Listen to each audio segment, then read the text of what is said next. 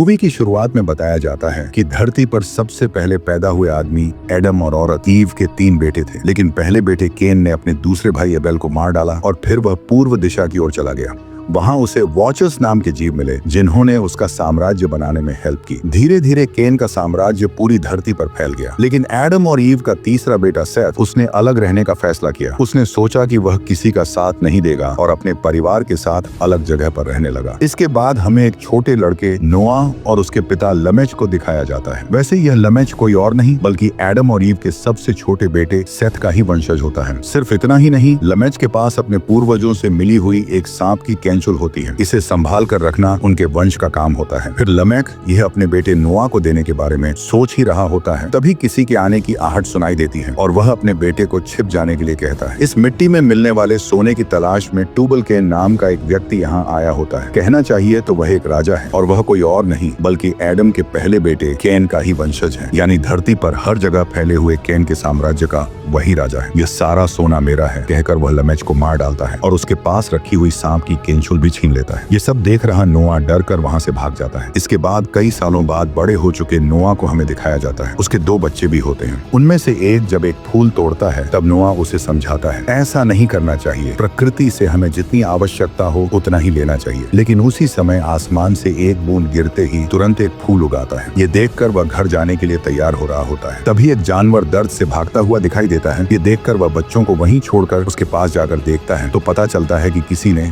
उसका शिकार किया है और उसी दर्द में वह जानवर दम तोड़ देता है। तभी उस जानवर का शिकार करने वाले 3 लोग वहां आ जाते हैं उसे लेकर जाने के लिए। दरअसल वे तीनों टूबाल केन के साम्राज्य के लोग होते हैं, इसीलिए नोआह उन तीनों को अच्छी तरह पीट देता है और उस जानवर का अंतिम संस्कार करता है। इसी दौरान हमें पता चलता है कि नोआह के पहले बेटे का नाम शेम है और दूसरे बेटे का नाम डेविड है। दरअसल नोह कभी भी जानवरों पर हिंसा सहन नहीं करता। बाद में जब वह घर आता है तो उसकी पत्नी नामह और उसका एक और बेटा जाफेद दिखाए जाते हैं, यानी इन दोनों के कुल 3 बच्चे हैं। इसके बाद नोह उसी एक सेकंड में उगाए फूल के बारे में सोचता रहता है और अपनी पत्नी से इस बारे में बात करता है, लेकिन उसके पास भी इसका कोई जवाब नहीं होता। ठीक है कहकर दोनों सो जाते हैं। कुछ समय बाद नोआह की अचानक नींद खुलती है। बाहर देखता है तो एक बड़ा पहाड़ दिखाई देता है। फिर वही फूल दोबारा दिखाई देता है। देखते ही देखते जहाँ वह खड़ा होता है वहाँ चारों तरफ पानी भरने लगता है और लाखों इंसानों की डेड बॉडीज भी वहाँ पड़ी होती हैं। तभी उसकी नींद खुल जाती है और हमें पता चलता है कि यह सब एक सपना था। लेकिन वह इस सपने को इग्नोर नहीं करता बल्कि अपनी पत्नी से कहता है, मेरे सपने में जो पहाड़ दिखाई दिया हमें उसे ढूंढने जाना होगा क्योंकि उस पहाड़ पर मेरे दादा मेथुसेलाह रहते हैं। इसके बाद ये लोग उस पहाड़ को ढूंढने के लिए तैयार हो जाते हैं। क्योंकि नोआह को आए हुए सपने का मतलब क्या है, इसका जवाब सिर्फ उसके दादा मेथुसेलाह के पास ही मिल सकता है।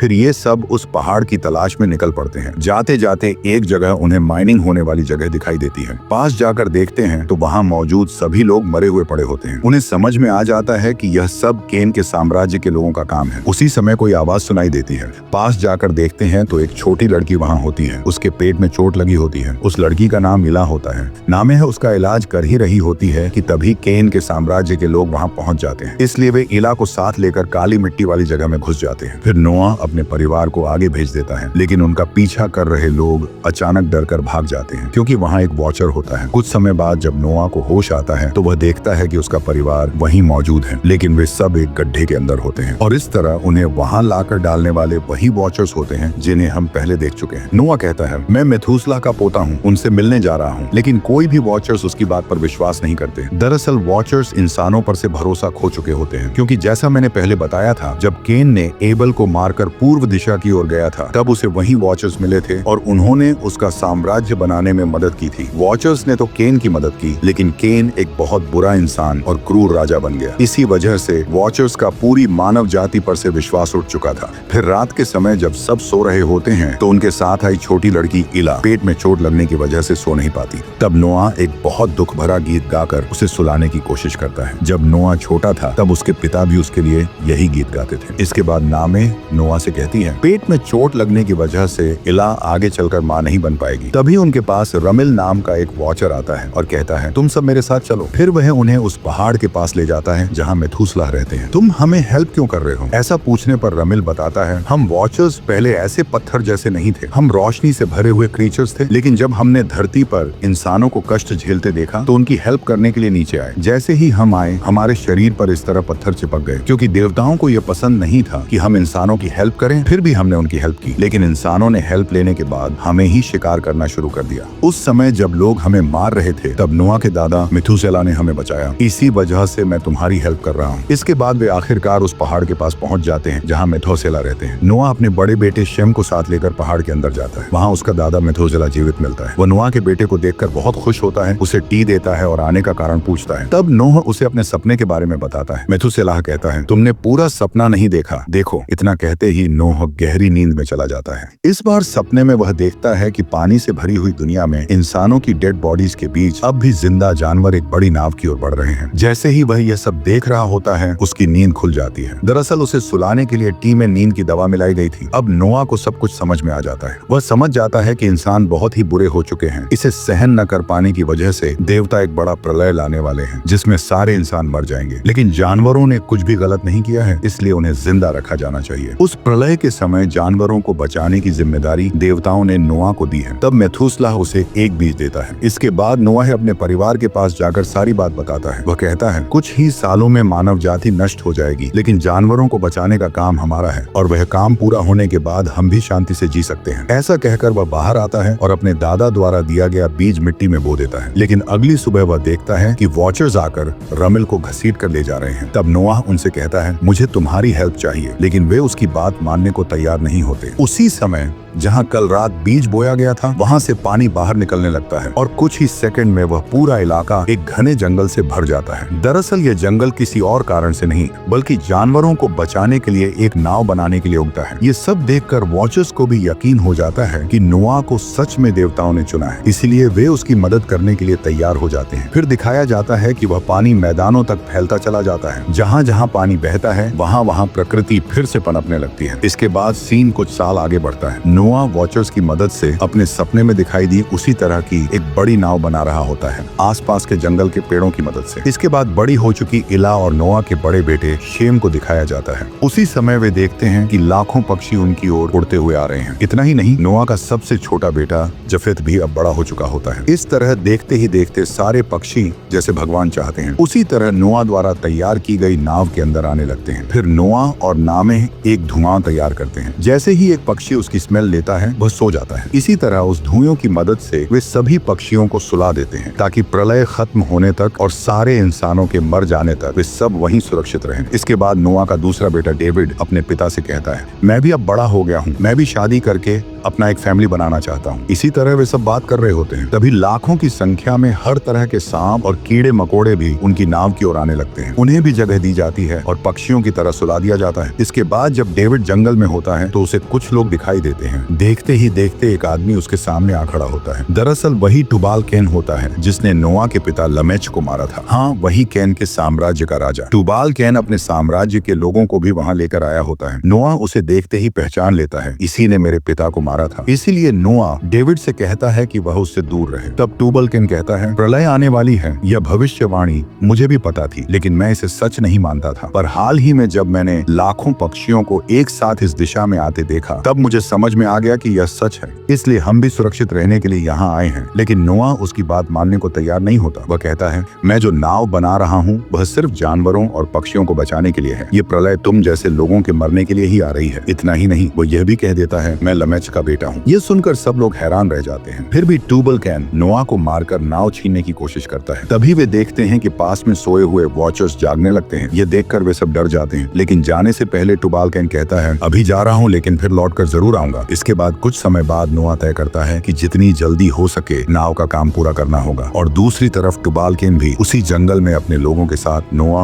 और वॉचर्स के खिलाफ लड़ने के लिए वेपन्स तैयार करने लगता है। लेकिन जैसे जैसे प्रलय का समय करीब आने लगता है हर तरह के जानवर नोआ की नाव की ओर आने लगते हैं। ये देखकर नोआ बहुत खुश होता है और सभी जानवरों को जगह देता है। दूसरी ओर टुबल केन कुछ जानवरों का शिकार करके खाना तैयार करता है, लेकिन वह खाना सबको नहीं देता। वह सिर्फ उन्हीं लोगों को देता है जिनमें नोआ और वॉचर्स के खिलाफ लड़ने की ताकत हो। इसके बाद जब नोआ नाव के अंदर काम कर रहा होता है, तभी आइला वहाँ आकर कहती है, मुझे पता है कि आप डेविड के लिए लड़की ढूंढने जा रहे हैं, लेकिन शेम के लिए भी लड़की लेकर आइए, क्योंकि मैं कभी भी आपके वंश को बच्चे नहीं दे पाऊंगी। हाँ, नोआ के बड़े बेटे शेम और इला की शादी हो चुकी है, लेकिन बचपन में उसके पेट में जो चोट लगी थी, उसी वजह से वह माँ नहीं बन सकती। तब नोआ उसे समझाता है, ऐसा कुछ नहीं होगा, सब ठीक हो जाएगा। उसी रात नोआ डेविड के लिए लड़की ढूंढने टुबल केन के लोगों के इलाके में जाता है, लेकिन वहाँ वह देखता है कि टुबल केन अपने लोगों को खाना नहीं दे रहा है, इसलिए आम लोग उसके सैनिकों को अपनी बेटियों को बेचकर खाना लेकर खा रहे होते हैं। ये सब देखते ही नोआ को समझ में आ जाता है, इंसान कितने स्वार्थी हैं। शायद इसी वजह से देवता मानव जाति को नष्ट करना चाहते हैं। जब वह नाव के पास लौटता है तो डेविड पूछता है, क्या लड़की मिल गई? नोआ के गुस्से को देखकर वह कहता है, मैं खुद ढूंढ कर लाऊंगा, और चला जाता है। उसे रोकने के लिए इला भी उसके पीछे निकल पड़ती है। फिर नामे नोआ के पास आकर पूछती है, क्या हुआ? तब वह कहता है, इंसान कितने स्वार्थी हैं, अपने सुख के लिए कुछ भी करने को तैयार हो जाते हैं। हमें ही देख लो, अपने बच्चों के लिए हम दूसरों को मारने तक को तैयार हो सकते हैं। इसलिए जानवरों को बचाने के बाद बाकी सभी इंसानों के साथ हमें और हमारे परिवार को भी मर जाना चाहिए। यह सुनकर नामे को गहरा सदमा लगता है। उधर एला डेविड को ढूंढती रहती है, लेकिन वह नहीं मिलता। तब नामे मेथुसला के पास जाकर विनती करती है, इला को संतान होने का आशीर्वाद दीजिए, मैं चाहती हूँ कि मेरे बच्चों के भी बच्चे हों। मेथुसला चेतावनी देता है, ऐसा किया तो बहुत पीड़ा सहनी पड़ेगी, लेकिन नामे एक ही बात दोहराती रहती है, इला को संतान चाहिए। उधर डेविड लोगों के ठिकाने के पास पहुंचता है, लेकिन फिसल कर नीचे गिर जाता है। वहाँ लाशों के बीच एक लड़की उस पर हमला करने आती है। डेविड उसे समझाता है, मैं तुम्हें नुकसान नहीं पहुंचाऊंगा, और अपने पास का खाना उसे दे देता है। तब वह शांत हो जाती है, लेकिन बहुत दुखी होती है, क्योंकि उसके परिवार में कोई भी जिंदा नहीं बचा है। इधर नोआ डेविड और इला को ढूंढने के लिए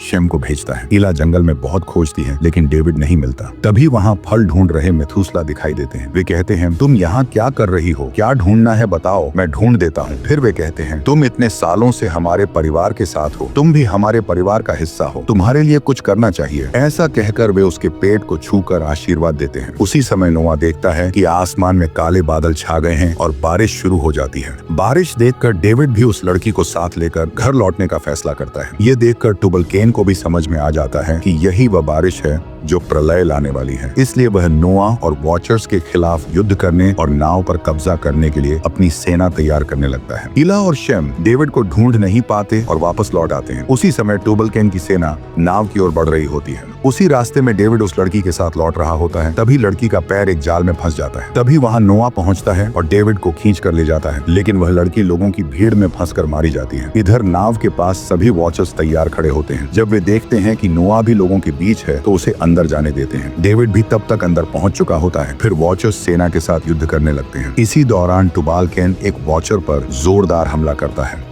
जिससे उसके शरीर पर जमे पत्थर टूट जाते हैं और वह फिर से एक प्रकाश से भरा क्रीचर बनकर ऊपर उठ जाता है। ये देखकर बाकी वॉचर्स और भी जोश के साथ लड़ाई शुरू कर देते हैं। दरअसल हुआ यह था कि वॉचर्स पहले प्रकाश से भरे क्रीचर्स थे, लेकिन भगवान के खिलाफ जाकर इंसानों की हेल्प करने की वजह से वे पत्थर जैसे बन गए थे। अब जब वे फिर से भगवान के काम में मदद कर रहे हैं, तो उन्हें मुक्ति मिल रही होती है। इसी तरह एक एक करके वॉचर्स दोबारा प्रकाश में क्रीचर्स बनकर ऊपर जाते रहते हैं। अंत में बचे हुए रमिल भी एक प्रकाशमय क्रीचर बनकर ऊपर उठ जाते हैं। तभी पूरी धरती हिलने लगती है और पानी अंदर घुसने लगता है। इधर टुबाल काइन किसी तरह नाव को पकड़ लेता है, वहीं दूसरी ओर मेथुसेला भी खुशी खुशी अपनी मृत्यु को स्वीकार कर लेते हैं। उसी समय पानी तेजी से भरने लगता है और बहुत सारे लोग मर जाते हैं। किसी तरह टुबल केन नाव के अंदर घुस आता है, लेकिन उसे डेविड देख लेता है। इसके बाद नोआ भी नाव के अंदर अपने परिवार के पास आ जाता है। सभी लोग नाव के अंदर होते हैं, लेकिन बाहर के लोग मरते हुए भयावह तरीके से चीख रहे होते हैं। ये देखकर नोआ सबको इस ब्रह्मांड की कहानी सुनाना शुरू करता है। वह कहता है, पहले दिन देवताओं ने हमारे ब्रह्मांड की रचना शुरू की, दूसरे दिन हमारा सौरमंडल बना, तीसरे दिन पृथ्वी की रचना हुई। पृथ्वी पर समुद्र बने और समुद्री जीव पैदा होने लगे। साथ ही धरती पर भी अलग अलग जीवों का जन्म शुरू हो गया। इसके बाद देवताओं ने इंसानों की रचना की, लेकिन इंसानों ने ऐसा बुरा रास्ता पकड़ लिया कि लालच, संपत्ति और शक्ति के लिए एक दूसरे को मारना शुरू कर दिया। यह सब देखकर देवताओं को लगा कि इंसानों को बनाकर उन्होंने गलती की है, इसलिए पूरी मानव जाति को नष्ट कर देना देना चाहिए, इसीलिए सभी इंसानों को मरना होगा। वे आगे कहता है, अगर मानव जाति खत्म होनी है तो हमारे परिवार को भी मरना होगा। पहले मैं और नामे मरेंगे, हमें शेम और इला दफनाएंगे, फिर जब शेम और इला मरेंगे तो उन्हें डेविड दफनाएगा, डेविड के बाद जफेत उसे दफनाएगा, समय बीतता जाएगा और अंत में वह भी मर जाएगा। इस तरह मानव जाति पृथ्वी से पूरी तरह मिट जानी चाहिए। लेकिन डेविड गुस्से में वहाँ से चला जाता है और टूबल केन के पास पहुँचता है। दरअसल उसने किसी को नहीं बताया था कि टूबल केन नाव के अंदर छिपा हुआ है। टूबल केन के पैर में चोट लगी होती है। जब वह पूछता है, तुम मेरी हेल्प क्यों कर रहे हो, तो डेविड कहता है, जिस लड़की को मैं पसंद करता था उसे मेरे पिता ने नहीं बचाया, इसलिए मैं तुम्हारी हेल्प कर रहा हूँ। फिर जब नोआ बाहर देखता है तो दूर दूर तक कहीं भी जमीन दिखाई नहीं देती, हर तरफ सिर्फ पानी ही पानी भरा होता है। तभी नामे वहाँ आकर उससे कहती है, मुझे पता है तुम मेरी तरह ही बच्चों से बहुत प्यार करते हो, हमारा मरना तुम्हें पसंद नहीं है, लेकिन तुम जो कर रहे हो वह भगवान का काम है, इसलिए मैं भी तुम्हारा साथ दूंगी। दूसरी ओर टूबल केन के पैर में गहरी चोट लगी होती है, इसलिए डेविड उसका इलाज कर रहा होता है। लेकिन टूबल केन नाव में मौजूद जानवरों को मारकर कच्चा मांस खा रहा होता है। डेविड को यह बिल्कुल पसंद नहीं होता, फिर भी अपने पिता के प्रति गुस्से की वजह से वह चुप रहता है। इधर इला की तबीयत ठीक नहीं रहती। तब नामे उसके खून की एक बूंद पत्ते पर रखकर पुराने तरीके से जांच करती है और पता चलता है कि इला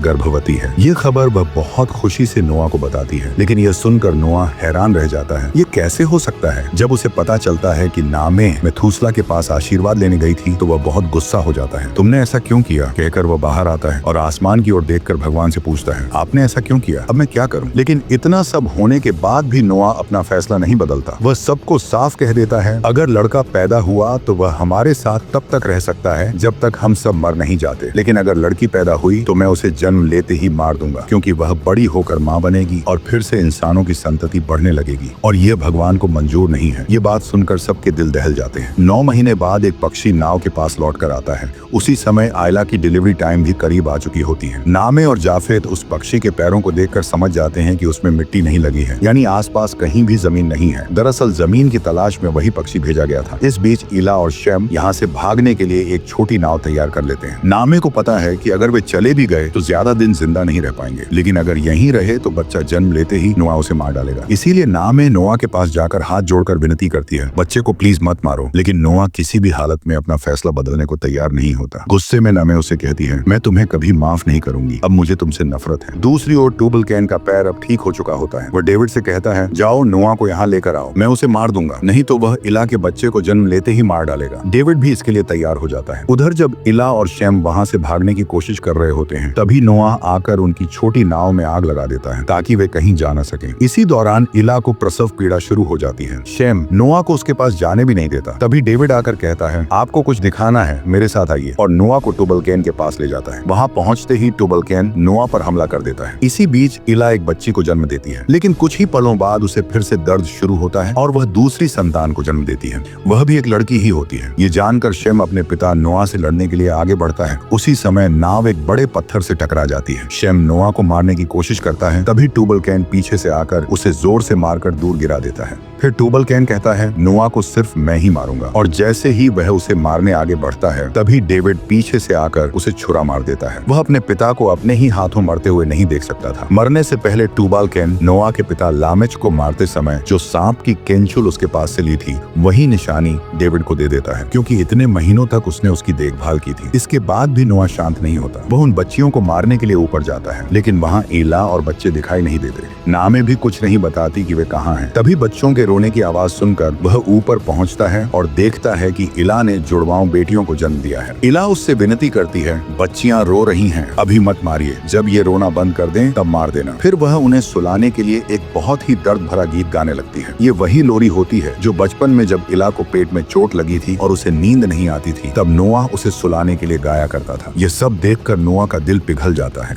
वह उन मासूम बच्चियों को मार नहीं पाता। आसमान की ओर देखकर वह भगवान से कहता है, बस अब मुझसे ये सब नहीं हो। उसी समय एक पक्षी अपनी चोंच में पेड़ की पत्ती लेकर लौटता है। इसका मतलब साफ होता है कि कहीं न कहीं पानी से बाहर जमीन मौजूद है। अगले दृश्य में समुद्र के बीच उभरते एक छोटे से आइलैंड को दिखाया जाता है। यहीं पर नोआ अंगूरों से शराब बनाकर उसे पीते हुए गहरे दुख में डूबा रहता है। उसे लगता है कि वह अपने ही परिवार के साथ विश्वासघात करने वाला था। दूसरी तरफ नाव से आए सभी जानवर अब उसी द्वीप पर अपनी नई जिंदगी शुरू कर चुके होते हैं, लेकिन डेविड बहुत उदास रहता है क्योंकि उसके लिए कोई लड़की नहीं है। वह भी अपना परिवार शुरू करना चाहता था, लेकिन उसके लिए कोई साथी नहीं बची। जब वह अपने पिता के पास आता है तो नोआ उससे माफी मांगता है, मुझे माफ कर दो, मैंने तुम्हारी जिंदगी बर्बाद कर दी। इसके बाद दिखाया जाता है कि डेविड अपना सामान बांधकर यह देखने निकल पड़ता है कि क्या कहीं और कोई इंसान जिंदा बचा है। इला भी भारी मन से उसे विदा करती है। कुछ समय बाद एक दिन इला अकेली बैठी होती है, तभी नोआ उसके पास आता है। वह उससे पूछती है, उस दिन आपने बच्चियों को क्यों नहीं मारा, उन्हें क्यों छोड़ दिया? तब नोआ कहता है, जैसे ही मैंने उन बच्चियों को देखा मेरे दिल में प्यार उमड़ पड़ा, मैं उन्हें मार ही नहीं पाया। ये सुनकर इला कहती है, यही तो भगवान इंसानों से चाहते हैं कि हम प्यार और करुणा के साथ मिलकर रहें। आपने प्यार को चुना, इसलिए हमें यह द्वीप मिला और नई जिंदगी शुरू करने का मौका मिला। भगवान ने हमें एक और अवसर दिया है, अब हमें इसे सही तरीके से जीना चाहिए। इसके बाद एक दृश्य में नामेह पौधे लगा रही होती है। नोआ उसके पास आता है और उसकी मदद करने लगता है। वह उससे कहता है, मुझे माफ कर दो। नामे बड़े दिल से उसे माफ कर देती है। अगले दृश्य में पूरा परिवार फिर से एकजुट और खुश दिखाई देता है। टुबाल कैन ने जो सांप की कैंचुल डेविड को दी थी, उसे सुरक्षित रखना उनके वंश की जिम्मेदारी मानी जाती है। इसलिए नोआ वह निशानी अपने पोते पोतियों को सौंपते हुए कहता है, हमारे वंश को अच्छे से आगे बढ़ाना। उसी समय आसमान से भगवान का आशीर्वाद उन पर बरसता है। एक हैप्पी एंडिंग के साथ